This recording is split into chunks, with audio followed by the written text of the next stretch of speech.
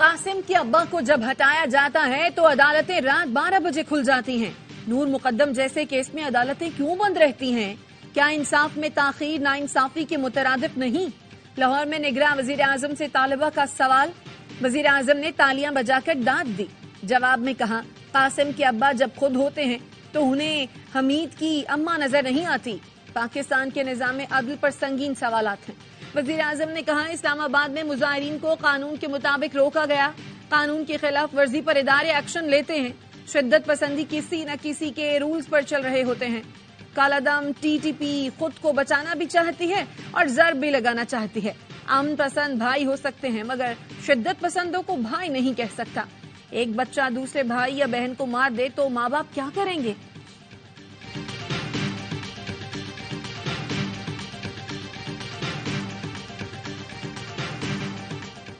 आइन में नाअहली की मुद्दत का तयन नहीं, इस खिलाफ को अदालतों ने पुर किया।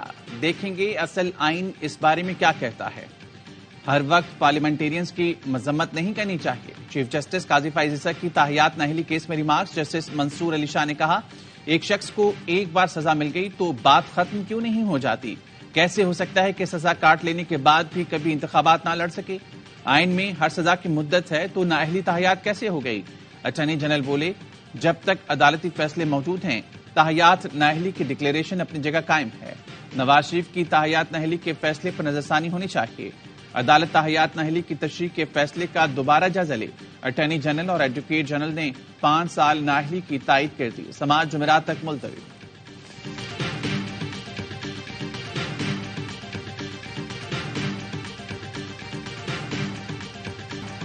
इलेक्शन के लिए जो अहलियत बयान की गई, कायदे आजम होते तो वो भी नाअहल हो जाते। सादिक और अमीन के अल्फाज कोई मुसलमान अपने लिए बोलने का तसव्वुर नहीं कर सकता। मैं कागजात नामजदगी जमा कराऊं और कोई कहे ये अच्छे किरदार के नहीं तो मैं चैलेंज नहीं करूंगा। चीफ जस्टिस काजी फैज ईसा ने कहा, अच्छे किरदार के बारे में क्या वो जजेस फैसला करेंगे जो खुद इंसान हैं? असल आइन में ये शक़े मौजूद नहीं तो किसने डाली? वकील मखदूम अली खान ने कहा, ये शक़े 1985 में सदारती ऑर्डिनेंस के जरिए डाली गई। 18वीं तरमीम में भी इनको नहीं छेड़ा गया। चीफ जस्टिस ने रिमार्क्स दिए, आपका मतलब है ये शक़े ज़िया ने डाली? अजीब बात है, हलफ लेने वाला शख्स आइन तोड़े तो वो आला किरदार का मालिक कैसे हो सकता है? मैं मुंतखब नुमाइंदों की कानून साजी पर इन्हिसार करूंगा, न कि डिक्टेटर की।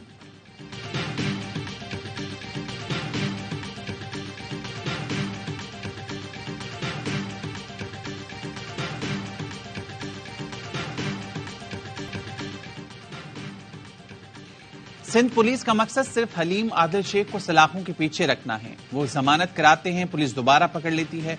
सिंध हाई कोर्ट ने हलीम आदिल शेख के बेटे की दरख्वास्त पर फैसला सुना दिया। कहा, पुलिस को याद रखना चाहिए एक आम आदमी क्रिमिनल जस्टिस सिस्टम पर यकीन रखता है।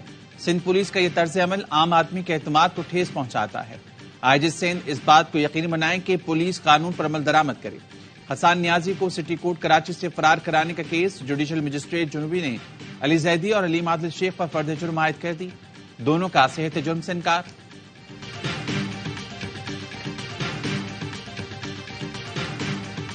बानी पीटीआई और बुशरा बीबी के खिलाफ निकाह के केस की अदयाला जेल में समाअत। जुडिशल मजिस्ट्रेट का 10 जनवरी को फर्द जुर्म आयद करने का फैसला। अदालत ने जेल समाअत में नुकूल तकसीम करने के बाद तारीख मुकर्रर कर दी।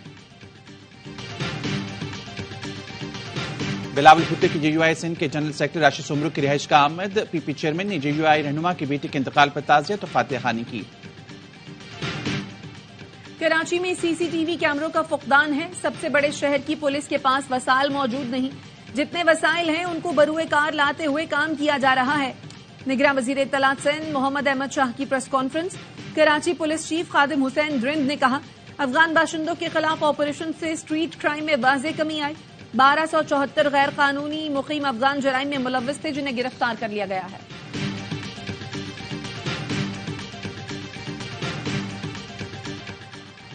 सेनेटर सादिया अब्बासी की निगरान वज़ीर-ए-आज़म के बलोच मुजाहिरीन से मुतालिक अल्फाज की मजम्मत। लीगी सेनेटर ने कहा, अनवारुल हक काकड़ का बयान अफसोसनाक है।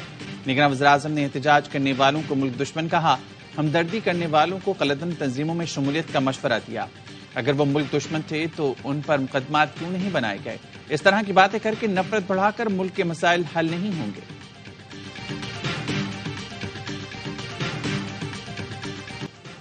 अमेरिका का बहरीन से अपने सबसे बड़े तैयारा बरदार बहरी बेड़े को वापस ले जाने के ऐलान। खबरसार एजेंसी के मुताबिक ईरान ने अपना जंगी बहरी बेड़ा बहरे अहमर में भेज दिया। यमन के हौसी रहनुमा तेहरान पहुंच गए। आला ईरानी हुकाम से मुलाकात, गजा की सूरत-ए-हाल पर तशवीश का इजहार किया।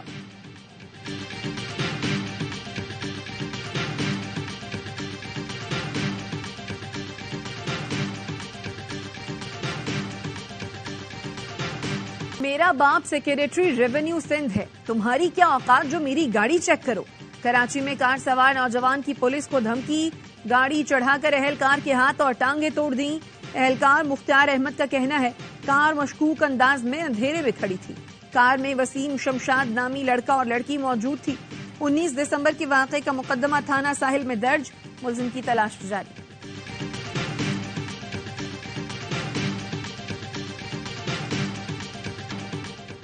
लाहौर में एक और कम उम्र ड्राइवर ने 2 कीमती जानें ले ली। ग्रीन टाउन थाने के बाहर लवाहिकीन से रापा एहतजाज, इंसाफ की अपील। कहा मुलजिम इब्राहिम को थाने में प्रोटोकॉल दिया जा रहा है, वो मोबाइल पर गेम्स खेलता है। रिक्शे को टक्कर से रजिया और गफूरा बीबी जाँ बहक, एक नौजवान शदीद जख्मी हुआ था। डिफेंस में कार के टक्कर से 6 अफराद की मौत का केस इंसदाद दहशतगर्दी अदालत ने मुलजिम अफनान के जुडिशल रिमांड में 14 दिन की तौसीह कर दी। जापान में जल्जले से हलाकतों की तादाद 48 हो गई। 150 से ज्यादा जख्मी, 7.6 शिद्दत के जल्जले से दर्जनों इमारतें और मकानात तबाह। सड़कों पर दरारें पड़ गईं, हजारों घर बिजली से महरूम हो गए। इंतजामिया ने 1 लाख से ज्यादा अफराद को नकल मकानी का हुक्म दे दिया।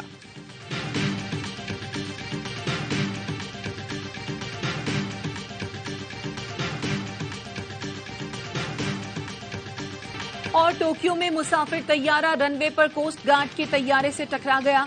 कोस्ट गार्ड तैयारे में सवार 5 अफराद हलाक। मुसाफिर तैयारे में सवार तमाम 379 अफराद महफूज रहे।